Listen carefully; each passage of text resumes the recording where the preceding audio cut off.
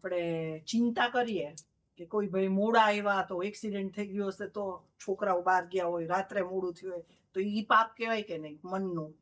એને એમાં પાપ લાગે ચિંતા કરવામાં? અને બીજો પ્રશ્ન એ છે કે દ્રવ્યની વાતો કરીએ છીએ આપણે, તો દાખલા તરીકે કોઈનો બિઝનેસ નથી ચાલતો તો એને ઈ કરવું જ પડે, તો ઈ પાપ કહેવાય કે ભાઈ દ્રવ્યની ચિંતા કરતા હોય કે ભાઈ નથી પૂરું થાય?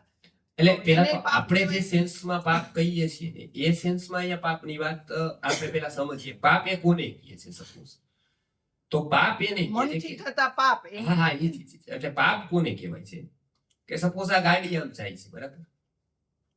આ ગાડી આવી રીતે જાય છે, હવે એને અહીંયા અવરોધ કરે છે. હોઈ શકે સ્પીડ બ્રેકર છે, હોઈ શકે પેલું પોલીસ વાળા લોકો આવી રીતે રાખે છે, બરોબર છે, કે ભાઈ કઈક આડું રાખી દે છે, બરોબર, રોડ ક્યાંક જામ બ્લોક કરી દે છે, બરોબર છે. આ બધી જ વસ્તુઓ ક્યાંક ખાડા પડી જાય છે, બરોબર છે. હવે આ બધી જ વસ્તુઓ શું કરે છે? એ પોઝિટિવ છે કે કેવી છે એ વાત નથી. ગાડી રોકવામાં ગુંડો ગાડી રોકે તો ઓકે, મતલબ એ એક વસ્તુ થઈ. એક્સિડન્ટ થાય ગાડી રોકાય એ પણ એક વસ્તુ થઈ.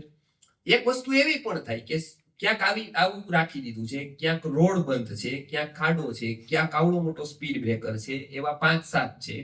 આ બધા અંતે કામ શું કરે છે? તો કે એક એવી રીતે ગાડી રોકે છે કે જે 2-4 દિવસ કે મહિનો 2 મહિના સુધી ગાડી નહીં ચાલી શકે. એક્સિડન્ટ સપોઝ થાય ત્યારે, બરાબર. કોક એવી રીતે ગાડી રોકે છે કે એની સ્પીડ બ્રેક કરે છે પણ ધીમે ધીમે પહોંચશે કરે. કોક એવી રીતે ગાડી બ્રેક કરે છે કે 2-4 કલાકમાં સરખી થઈ જઈને ચાલશે.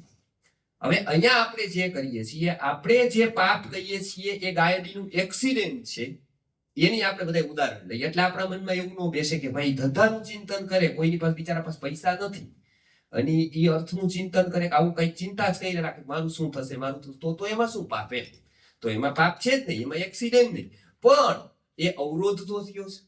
આપણા શાસ્ત્રકારો શું કહે છે? એટલે વૃત્તિની વ્યવસ્થા જો નથી ને વ્યક્તિને, એટલે એનો આત્મવિકાસ નથી કરી શકતો.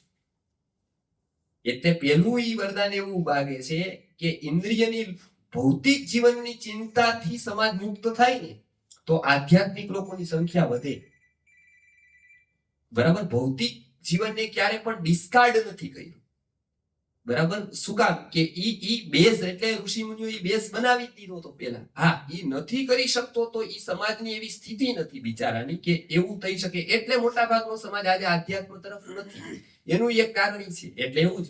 પણ એ પાપ કઈ દ્રષ્ટિથી? તો કે અવરોધ તો કહ્યું, એનો ટાઈમ એમાં ગયો. એને જે સમયે જે વસ્તુ વિચારવાની હતી કે જે આગળ વિકાસ કરવાનો હતો એ તો ન થયો ને. આ તો એ જ વસ્તુ ઈ અવરોધ બને છે એ દ્રષ્ટિથી તો પાપ હતી. કેમ કે એનો એટલો તો આત્મવિકાસ રોકાઈ ગયો. સમાજની એવી સ્થિતિ જ નથી, રાજકીય એવી સ્થિતિ નથી કે એ આવું કંઈક કરી શકે. એટલે એ એક સમાજનું પાપ, એને સમષ્ટિગત કહેવાય, એને અવ્યવસ્થા કહેવાય. પ્રત્યેક વ્યક્તિને એવું હોવું જોઈએ કે નીડ છે ને, કુદરતી રીતે બધા જીવે ને તો નીડ હજારો લાખો વ્યક્તિઓની ગમે તેટલી વસ્તી વધે તો એની પૂરી થઈ જાય. નીડ પૂરી થઈ શકે, ગ્રીડ એક વ્યક્તિની પૂરી ન થાય. કેમ કે નીડ લિમિટેડ છે બધી જગ્યાએ, ગ્રીડ ને કોઈ લિમિટ નથી.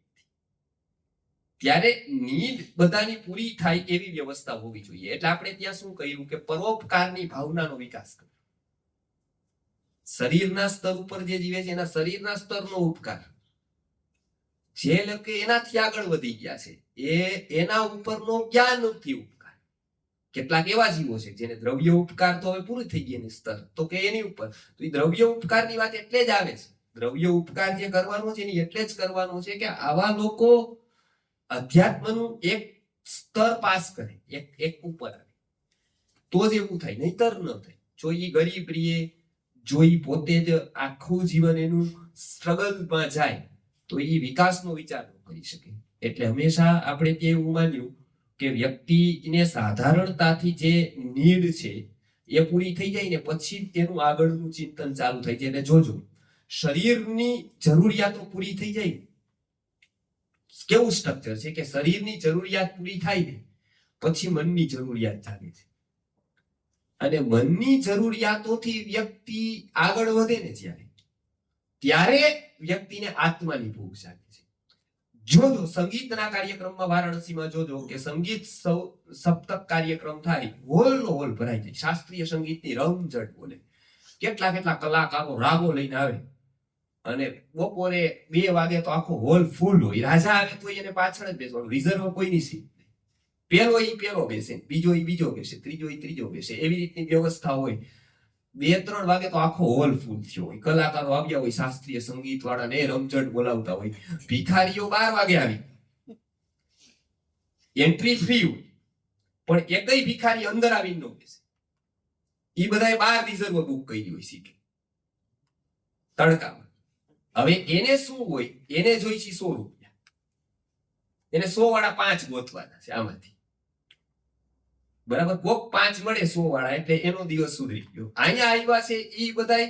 હવે ઓલો છે એને શરીરની જરૂરિયાત પૂરી નથી થઈ, એટલે એને મનની જરૂરિયાત નથી જાય, નકર અહીંયા બેસત સંગીતમાં, બરાબર? ઈ 12 બેસે છે. ઈ કે આમાં હવે આ તો બધા ગાંડા છે, આવું મારી પાસે હોત આવું કઈ એકાદી ગાડી પણ ભગવાને દઈ દીધી હોત ને ભૂલથી આવ્યો,